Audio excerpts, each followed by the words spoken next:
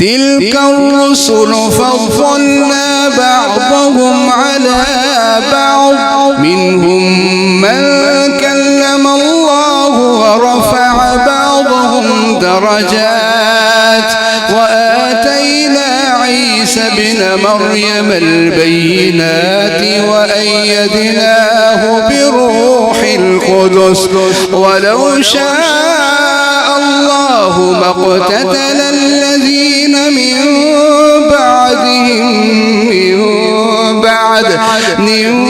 بعد ما جاءتهم البينات ولكن اختلفوا فمنهم من آمن ومنهم من كفر ولو شاء الله ما اقتتلوا ولكن الله يفعل ما يريد. يا أيها الذين آمنوا أنفقوا مما رزقناكم من قبل أن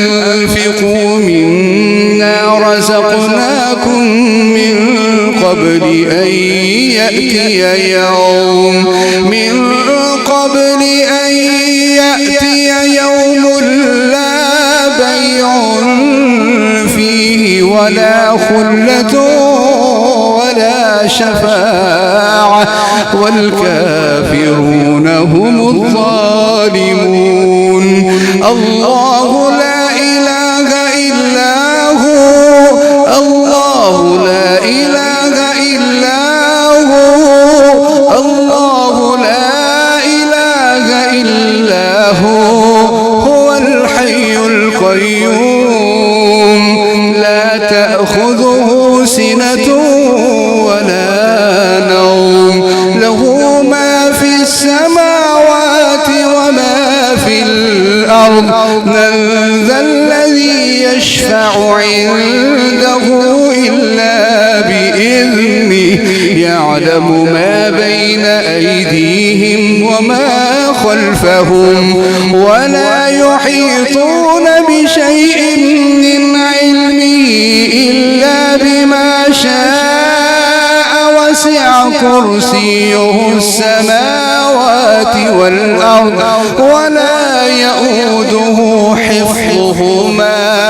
وهو العلي العظيم. لا إكراه في الدين قد تبين الرشد من الغي فمن يكفر بالطاغوت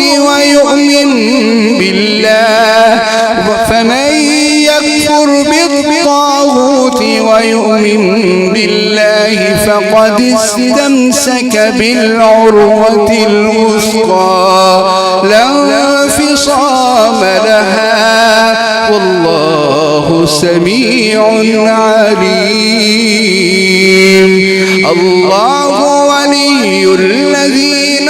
آمنوا يخرجهم من الظلمات إلى النور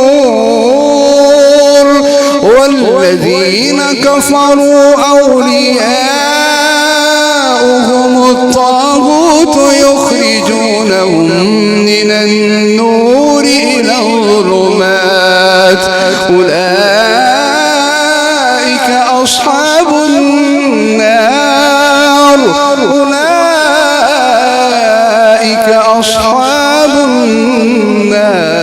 هم فيها خالدون. ألم تر إلى الذي حاج إبراهيم في ربه أن آتاه الله الملك إذ قال إبراهيم ربي الذي يحيي ويميت قال أنا أحيي وأميت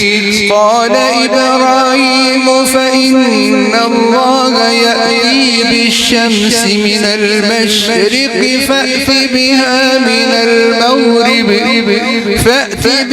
من المغرب فبهت الذي كفر والله لا يهدي القوم الظالمين أو كالذي مر على قرية وهي خاوية على عروشها قال أنى يحيي هذه الله بعد موتها فأماته الله 100 عام ثم بعثه قال كم لبثت قال لبثت يوما أو بعض يوم قال بل لبثت 100 عام فانظر إلى طعامك وشرابك لم يتسنه وانظر إلى حمارك ولنجعلك آية للناس وانظر إلى العظام كيف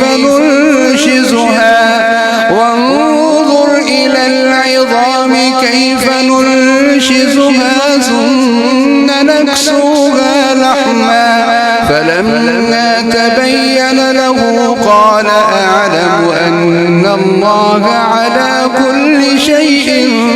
قدير وإذ قال إبراهيم رب أرني كيف تحيي الموتى قال أولم تؤمن قال بلى ولكن ليطمئن قلبي قال فخذ 4 من الطير فصرهن إليك ثم اجعل على كل جبل منهن جزءا ثم ادعهن يأتينك سعيا واعلم أن الله عزيز حكيم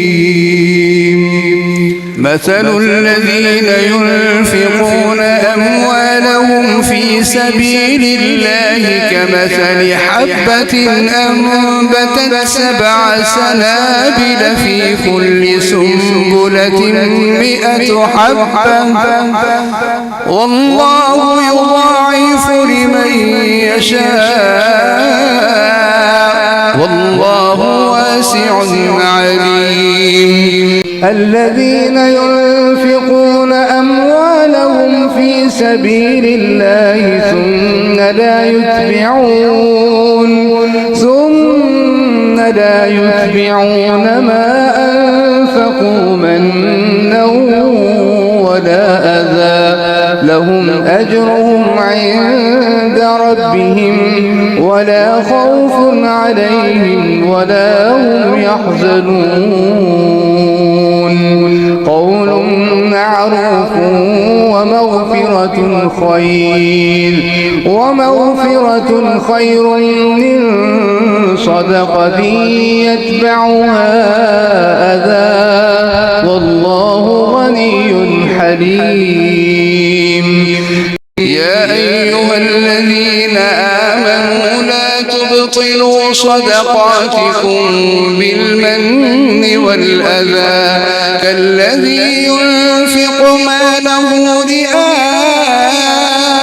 الناس ولا يؤمن بالله واليوم الآخر فمثله كمثل صفوان عليه تراب فأصابه وابل فتركه صلدا لا يقدرون على شيء مما كسبوا والله لا يهدي القوم الكافرين ومثل الذين ينفقون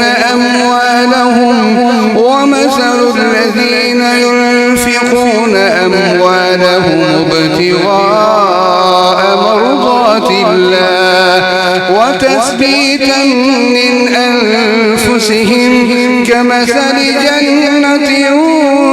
ربوة أصابها وابل فآتت أكلها ضعفين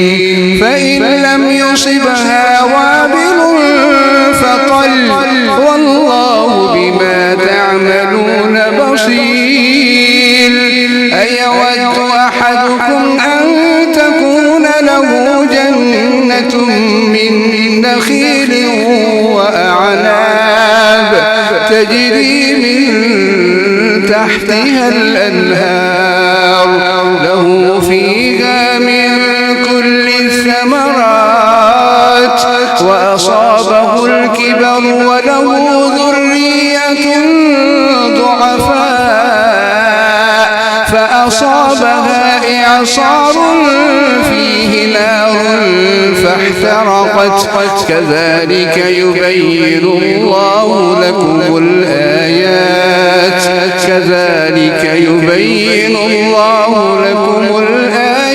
لعلكم تتفكرون يا أيها الذين آمنوا أنفقوا من طيبات ما كسبتم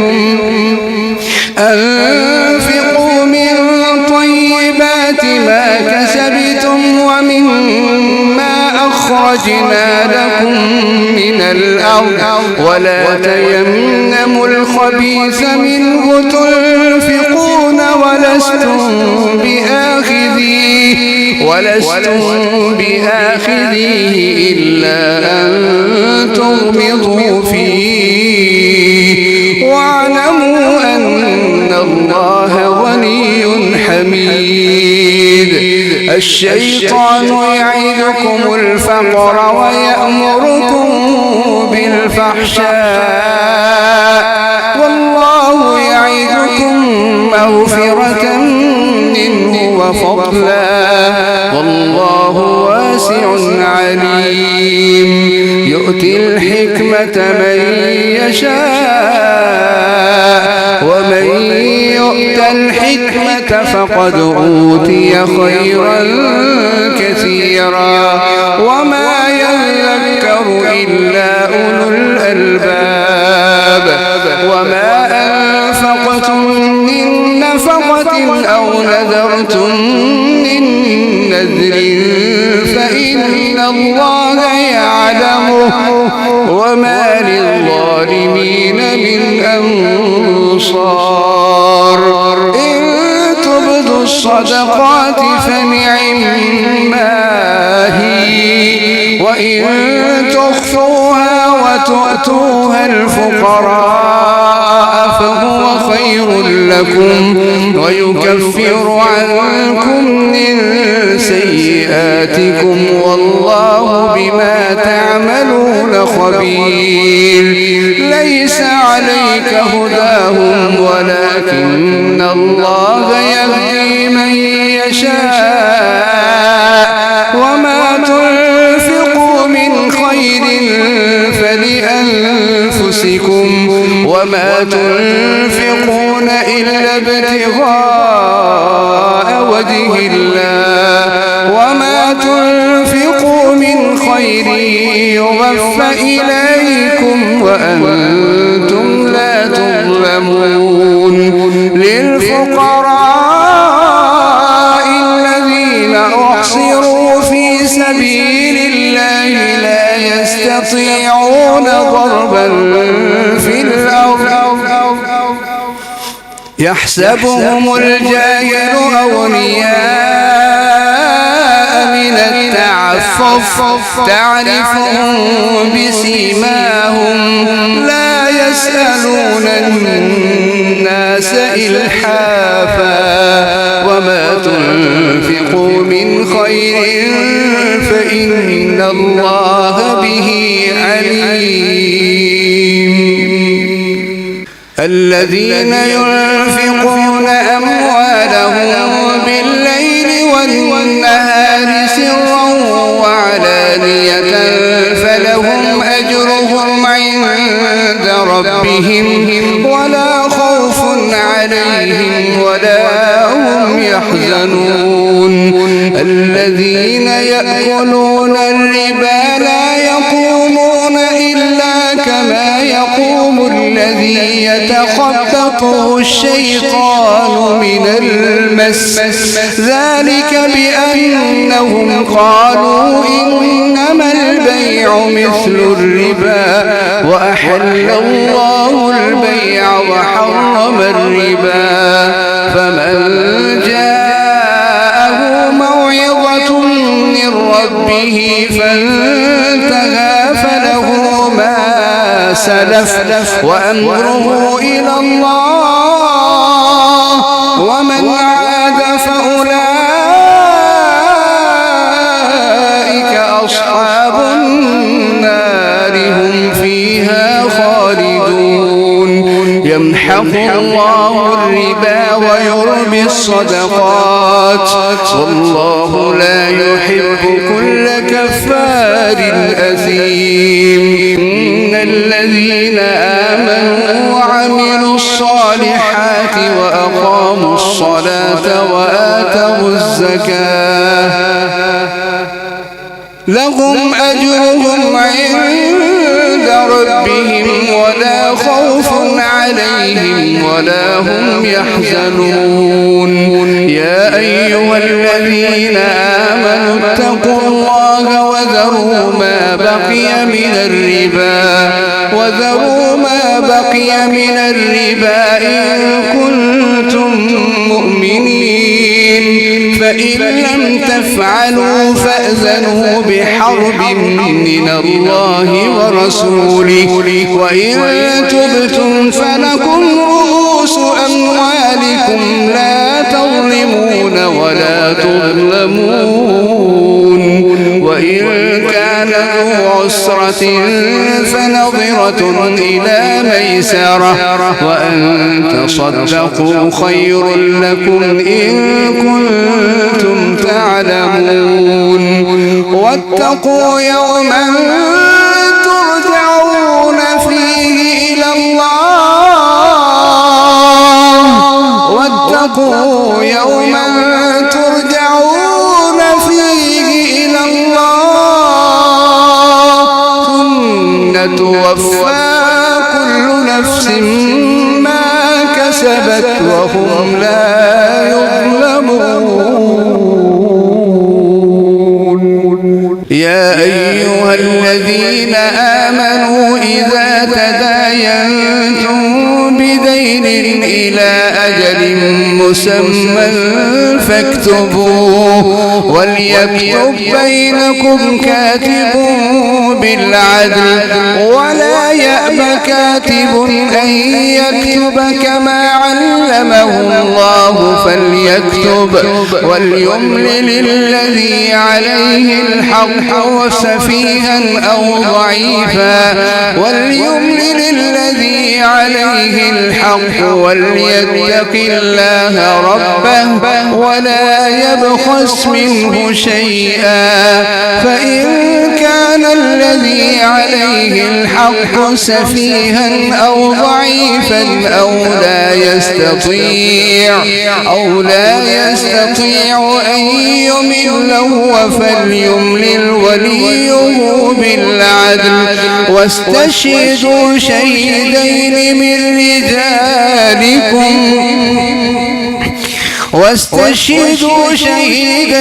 من رجالكم فإن لم يكونا رجلين فرجل وامرأتان ممن ترضون من الشهداء أن تضل إحداهما فتذكر إحداهما الأخرى ولا يأبى الشهداء إذا ما دعوا ولا تسأموا أن تكتبوه صغيرا أو كبيرا إلى أجله ذلكم أقسط عند الله وأقوم للشهادة وأدنى ألا ترتابوا إلا أن تكون تجارة حاضرة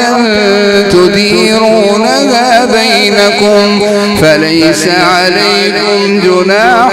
ألا تكتبوها وأشهدوا إذا تبايعتم ولا يضار كاتب ولا شهيد وإن تفعلوا فإنه فسوق بكم واتقوا الله ويعلمكم الله والله بكل شيء عليم. وإن كنتم على سفر ولم تجدوا كاتبا فرهان مقبوضة فإن أمن بعضكم بعضا فليؤدي الذي اؤتمن أمانته وليتق الله ربه ولا تكتموا الشهادة ومن يكتمها فإنه آثم قلبه والله بما تعملون عليم. لله ما في السماوات وما في الأرض وإن تبدوا ما في أنفسكم أو تخفوه يحاسبكم به الله فيغفر لمن يشاء ويعذب من يشاء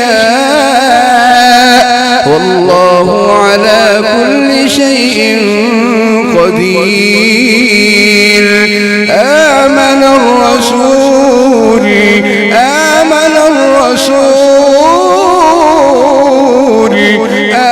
الرسول بما أنزل إليه من ربه والمؤمنون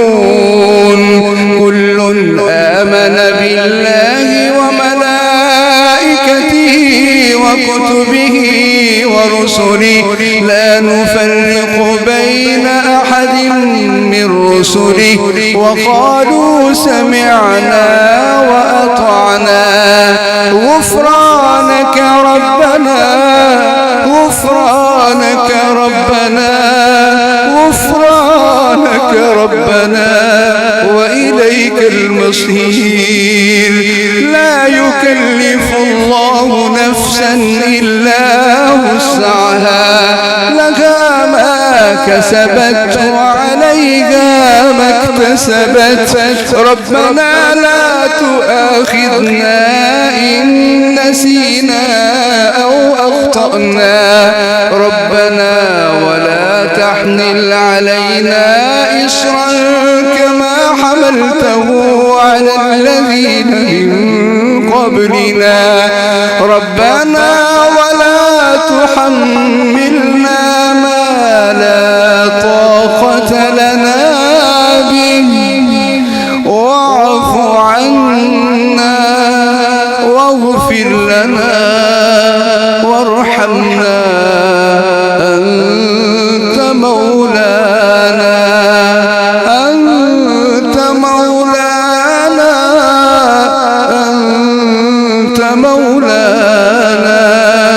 فانصرنا على القوم الكافرين. ربنا ولا تحملنا ما لا طاقة لنا به واعف عنا واغفر لنا وارحمنا